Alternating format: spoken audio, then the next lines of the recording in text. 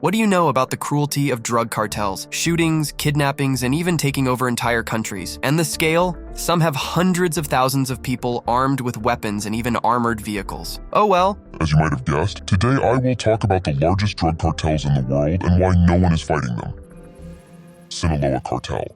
And without beating around the bush, let's start with the most dangerous one at the moment. Meet the Sinaloa Cartel, one of the most powerful and oldest drug trafficking organizations in Mexico, which controls from 60 to 90% of the drug market in the United States, including supplies of methamphetamine, cocaine, heroin, and marijuana. Not bad, huh? The roots of the cartel trace back to the 60s and 70s of the 20th century, when residents of the state of Sinaloa were engaged in farming and smuggling, using the favorable climate and fertile lands to grow poppy and marijuana. The conversion of plant material into drugs was done using primitive technologies, but over time, the Sinaloa Cartel grew into a global criminal network. Experts describe the cartel as a huge octopus, branching out from the Mexican province to all corners of the world, generating colossal revenues. What kind of sums are we talking about? Trillions of dollars. The golden vein of the cartel became the Mexican Sierra Madre Mountains, where in the seclusion of nature, poppy and marijuana are cultivated on an industrial scale. Prices for the products have significantly increased, and the cartel actively distributes drugs through major Mexican cities, including Puebla, Tijuana, and Mexico City, and further into the United States using underground tunnels, submarines, speedboats, and private planes. According to journalists, the cartel controls more than 120 underground tunnels. Where's the police looking? Well, wherever the cartel tells them to. No, there are occasional efforts to combat drug crime, but instead of shutting down one supply channel, a dozen new ones appear. When methamphetamine appeared on the market in the 90s, real wars broke out between the cartels. The methods of eliminating rivals were brutal, and the profits from this business were huge. Sinaloa chose a strategy of terror to maintain control over the cash flows, and soon this tactic spread among other drug traffickers. They killed in plain sight, demonstrating their power. Why are cartels so feared? And right away, using Sinaloa as an example, I want to explain why cartels essentially govern the country. Local drug trafficking leaders always try to negotiate with the police, authorities, and local people, but they make only one offer. Rejecting it, a person signs their own death warrant. No, there are always some brave souls. Some local residents even armed themselves and tried to resist, but often became victims of cartel hitmen, sicarios, who spare neither enemies nor innocent citizens. And to the horror of ordinary people, the cartels act brutally demonstratively. You refuse the money, and they cut up your children and parents, throwing their heads to you on the doorstep of your house. Sometimes drug cartels themselves seek helpers among the locals, of course, not out of noble motives. They pay well for carrying out tasks, and for people, it's the only chance to improve their lives. And I've already mentioned refusal, but the worst thing about drug cartels is that they constantly feud among themselves, because there is a struggle for insane amounts of money, and entire cities can get caught in the crossfire, becoming arenas for shootouts. You'll understand the scale of this problem further. Beltran Leyva Cartel. The Beltran Leyva Cartel was originally formed by four brothers as part of the Sinaloa Cartel and mainly consisted of producers of poppy and marijuana. Over time, BLO, as it was called in Mexico, changed its activities and became a force structure of Sinaloa in the fight against the Gulf Cartel and its former military wing, Los Zetas. In fact, it was an armed group to the teeth that for several years carried out tasks to eliminate enemies. But in 2008, Sinaloa and BLO parted ways, and they even arranged several mass shootings. This conflict almost destroyed Beltran, as they were subjected to slaughter by Sinaloa, and if they couldn't reach for physical punishment, they did it through the hands of the authorities with loud international arrests. As a result, the remnants of the cartel were forced to make pragmatic alliances with Los Zetas, the Knights Templar, and the Juarez Cartel to somehow withstand the blow from Sinaloa. Tijuana Cartel.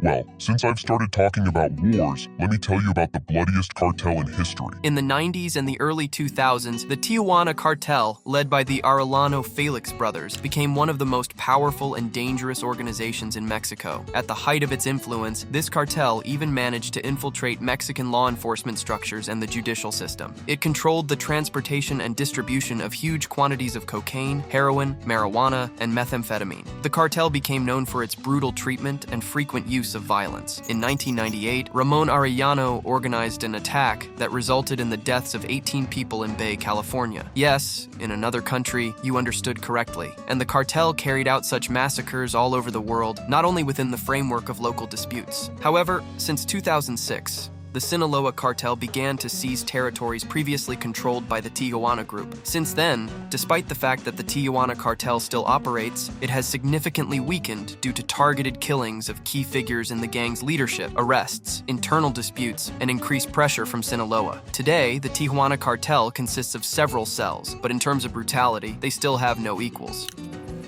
Guadalajara Cartel. Here's another group that dominated the Mexican region for a long time. The Guadalajara Cartel was a complex criminal network characterized by family ties and a lack of clear leadership hierarchy. Brother for brother, that's the basis they took. They dominated the Mexican drug market for almost a decade, starting from the 1980s. The cartel formed alliances with high-ranking police officers and politicians. But as is the case with any operation that operates without a clear hierarchy and relies on word of mouth, everything collapsed. Well, more precisely, this family-run business was replaced by other cartels that simply outgrew the Guadalajarans in scale. They failed to achieve vertical integration in the processes of drug production, transportation, and marketing. The Guadalajara Cartel still exists, but now it operates under the wing of the Tijuana Cartel.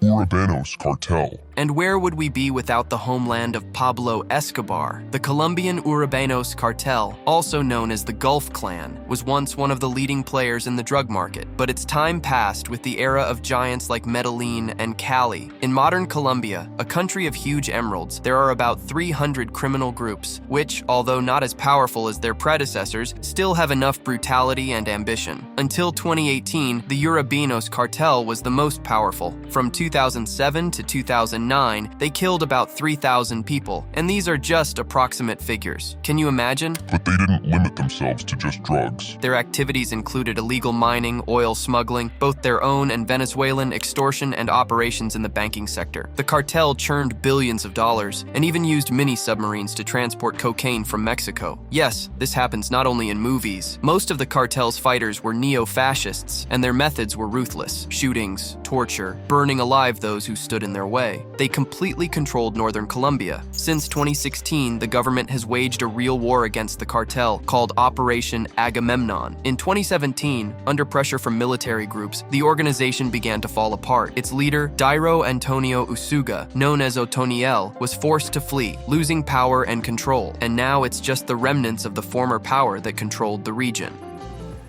New Juarez Cartel.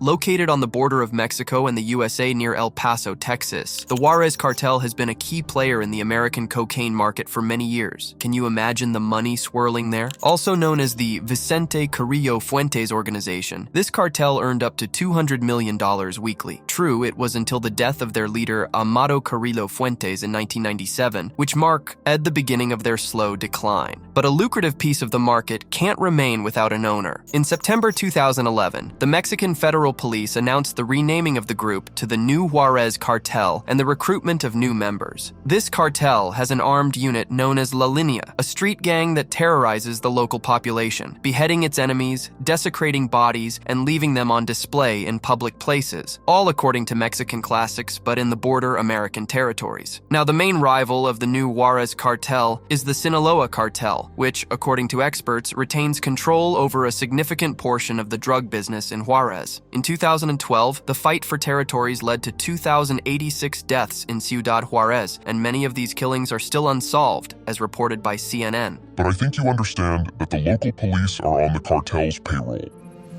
Knights Templar Cartel. The Knights Templar Cartel, another of the most notorious and ruthless drug cartels, began its activities with a resonant act of violence. They hung the first victim over a road overpass, attaching a note accusing the deceased of kidnapping. This act immediately marked them as an incredibly cruel group, no less brutal than other drug syndicates. The cartel's name, Knights Templar, is inspired by the defenders of Jerusalem in the Middle Ages. This organization emerged in 2010 after the death of Nazario Moreno, the leader of La Familia Michoacana. Without wasting time, the Knights Templar actively made themselves known by hanging over 40 narcomantas, banners with messages about maintaining order and fighting against robbery, kidnapping, and extortion all over the state. These banners also warned competing organizations to protect Michoacan from their invasions. According to experts, this Robin Hood-like approach made cartel members almost folk heroes in the eyes of some local residents. As you can understand, the ranks of fighters began to actively replenish. The control of the Knights Templar extends to operations in Michoacan, Morelos,